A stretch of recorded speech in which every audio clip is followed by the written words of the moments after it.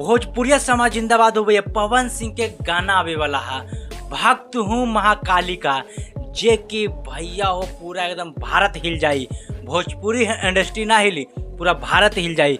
काहे कि पवन सिंह के आवाज़ है भैया, हर कोई सुनल चाहता। का सरस्वती माता पवन सिंह के आवाज़ दिले बारे।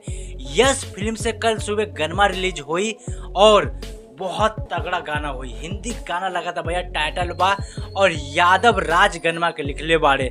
और भैया वो आर्यन शर्मा म्यूजिक बने ले बारे। आर्यन शर्मा का तो म्यूजिक तो आपके पता ही है भैया, जितना भी खेसारी लाल यादव के गनमा ट्रेंड करल बा सब आर्यन शर्मा ही म्यूजिक बने ले बारे। अब भैया लगा था कि पवन सिंह के भी गनमा एकदम ट्रेंडिंग में जाई।